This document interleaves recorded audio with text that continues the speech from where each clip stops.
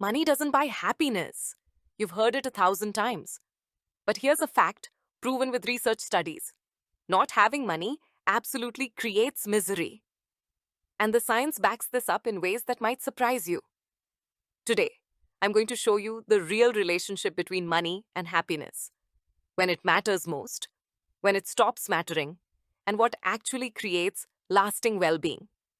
This isn't about worshipping money or dismissing it, it's about understanding the truth so you can make better decisions for your life. Let's dive in. When money matters most. Here's what researchers discovered: happiness does increase with income. But here's the twist: money matters most more when you have the least of it. Think about it this way: if you're struggling to pay rent, an extra 500 is life changing. But if you're already making $200,000 a year, that same $500 barely registers.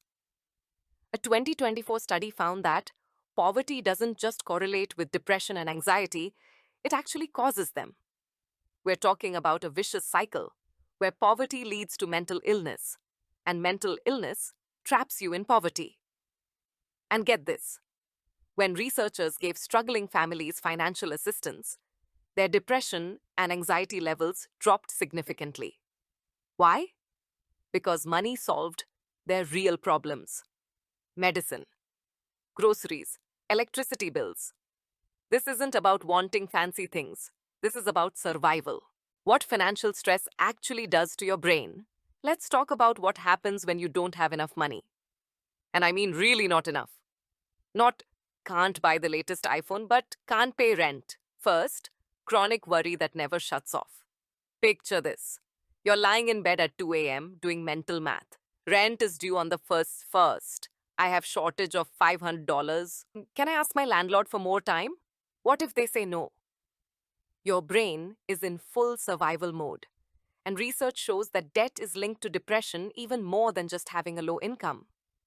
Second, your brain literally slows down. You know how your phone lags when too many apps are running? That's your brain on financial stress. Scientists found that poverty actually reduces your cognitive function, not because you're less smart, but because so much mental energy goes to worrying about money that there's nothing left for everything else.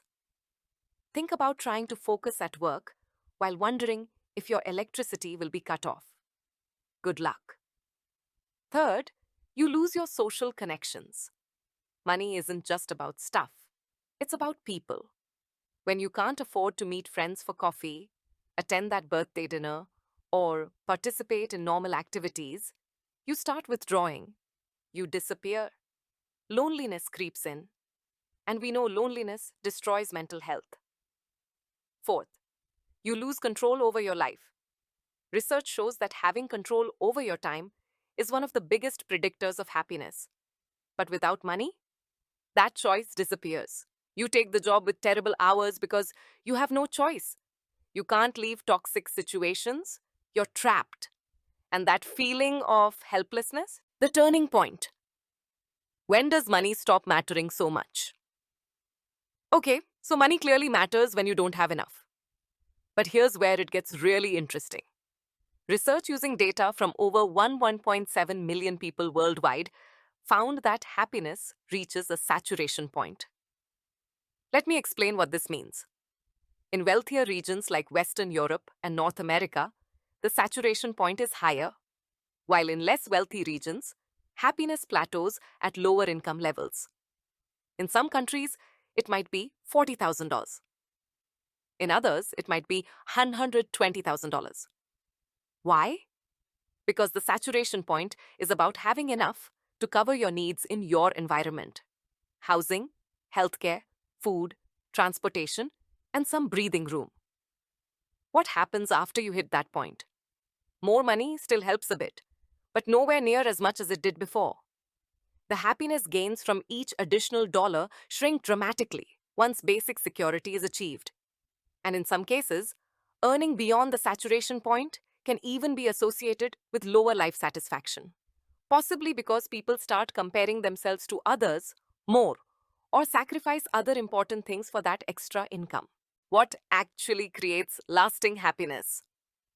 So once you have enough money to feel secure, once you're not constantly stressed about basic needs, what matters then? Here's what the research consistently shows. Strong relationships. Harvard ran an 85-year study following people's entire lives. Their conclusion? The quality of your relationships is the number one predictor of long-term happiness. Bigger than money, bigger than career success, bigger than anything else. A sense of purpose. People who feel their work or activities have meaning report higher happiness, regardless of how much they earn. Freedom to make choices. Not just about money, but about how you spend your time and live your life. Personal growth. Learning new things, developing skills, and feeling like you're improving as a person contributes more to lasting happiness than buying stuff. Physical and mental health. These are foundational. Money can help you access healthcare, but it can't replace actually taking care of yourself. How you think about what you have. Two people with the same income can have completely different levels of happiness based on their mindset and what they focus on. Here's something surprising. Research found that people who chase money for its own sake, beyond meeting basic needs, actually report lower happiness, even when they succeed financially. The pursuit itself can become a trap. The honest truth. Let me give you the most appropriate way to think about money and happiness. Below the security threshold, money has a huge impact on happiness. Financial insecurity creates real psychological suffering. This isn't about being materialistic. It's about basic human needs. Above the security threshold, money helps, but other things matter way more for lasting happiness. Why does this matter? 1. If you're struggling financially, your stress is completely valid. You're not being dramatic. You're not weak. Your brain is responding to a real threat the same way it would to physical danger. 2. When we help people financially, better wages, debt relief, social support, we're not just helping their bank accounts. We're helping their mental health. These two things are inseparable. 3. If you've already achieved basic security, chasing ever higher income probably won't make you much happier. At that point, investing in relationships, purpose, health, and personal growth will give you much better returns. The bottom line, here's what you need to remember. Money doesn't buy happiness, but financial insecurity absolutely prevents it. Money gives you something crucial, not happiness itself, but the stable ground that makes finding happiness possible. It removes obstacles. It creates space. It provides security. But beyond that foundation, happiness comes from other places. How you connect with people, what meaning you find in your life, how you grow as a person, and whether you feel your life has purpose. We need to stop treating money as either everything or nothing.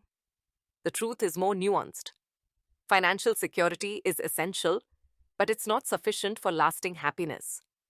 Both statements are true, and both matter. What's been your experience? Have you noticed a point where more money stopped making much difference?